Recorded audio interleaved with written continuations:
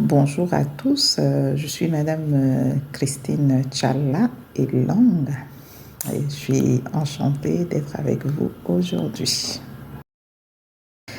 Alors, comment est-ce que je me définis en littérature indépendante? Disons que la littérature est entrée dans ma vie dans un second temps. Donc, avant la littérature, j'avais déjà une vie et la littérature est entrée. J'ai commencé à me passionner pour la littérature quand j'étais encore très jeune. Bon, au début, c'était des lectures sporadiques. Ça, c'est quand j'étais plus jeune.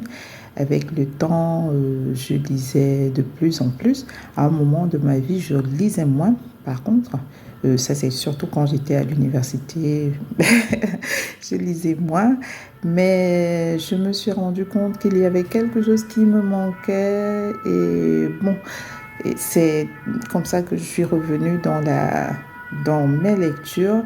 Et vu que mon petit rêve d'enfant avait toujours été d'écrire, alors j'ai décidé de m'y remettre. Et une fois dans l'écriture, il fallait choisir, il fallait découvrir ce dans quoi je m'engageais. C'est comme ça que je me retrouve dans la littérature indépendante. Pourquoi? Parce que ne connaissant pas le milieu, j'ai fait un choix de m'engager dans l'auto-édition. Donc, je suis quelqu'un qui aime découvrir, qui aime savoir où est-ce qu'elle va. Et bon, j'écris sans trop me prendre la tête. Et bon, indépendamment de tous. Drépanocytose et littérature. Comment est-ce que j'ai vécu cette expérience?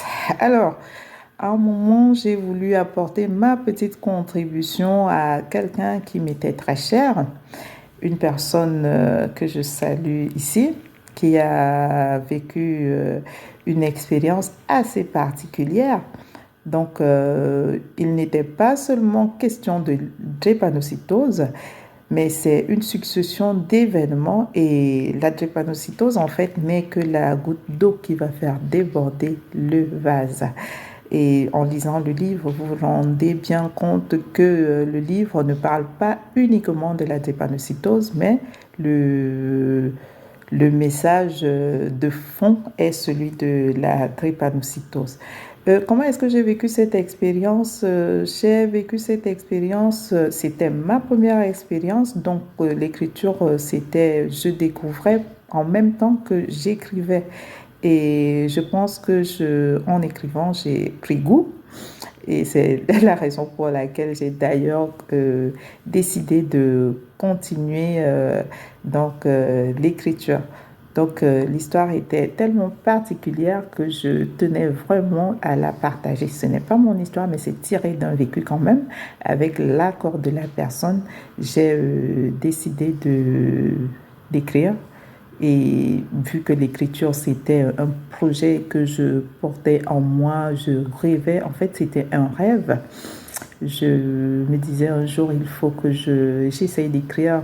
Pourquoi? Parce que ceux qui écrivent, vu que étant une qui adore beaucoup la lecture, je me disais pourquoi pas essayer aussi d'écrire pour voir ce que ça pourrait donner. Et bon, l'histoire était toute trouvée, hein. C'était cette expérience de vie. Et bon, voilà comment mon expérience a commencé et elle a été très belle. La preuve est que j'ai reçu des retours assez positifs. C'est vrai, il y a plein d'améliorations à faire. D'ailleurs, quand on commence, on ne peut pas prétendre à la perfection, mais en général, j'ai été satisfaite. Alors, quelle est ma vision de la littérature camerounaise en France? Alors, la littérature camerounaise, à mon avis, elle est inexistante en France. Ça, c'est mon avis. Après, ce sont des individus, des Camerounais, qui se démarquent et qui obtiennent des prix en France. Donc, on parle, c'est plutôt des individus qui essayent de se démarquer. Et il y en a pas mal hein, d'écrivains camerounais connus qui, à leur niveau aussi, essayent de faire voyager la culture camerounaise. C'est tout comme les sportifs qu'on a, les intellectuels dans d'autres disciplines, hein, parce qu'on a vu des mathématiciens, on a vu des physiciens qui, en tant qu'individus, portent le drapeau du Cameroun. Maintenant, la littérature camerounaise, ils portent derrière eux la littérature camerounaise, mais littérature camerounaise en tant que telle, à mon avis, je ne parlerai pas de la littérature camerounaise. Déjà ici en France, je ne sais pas, hein, je suis peut-être ignorante à ce niveau-là. Je ne sais pas si on trouve une librairie camerounaise. Donc la littérature devrait déjà écrire ses lettres d'or au Cameroun et là, elle sortirait et elle se ferait connaître à l'international. Donc, j'invite donc tous ces écrivains à briller non seulement à l'international, mais à travailler à ce que le Cameroun puisse sortir de sa torpeur en ce qui est de la littérature. Est-ce que je conseillerais l'auto-édition aux jeunes écrivains? Ma réponse est non. Je ne conseillerais pas l'auto-édition aux jeunes écrivains. Pourquoi? Je pense que les jeunes écrivains, c'est des personnes qui sont encore, qui cherchent encore leur vie et en tant qu'écrivain, ils ont besoin d'avoir une activité qui puisse leur permettre de vivre. Or, l'écriture difficilement vous permettra de vivre. Et je parle surtout aux jeunes du Cameroun.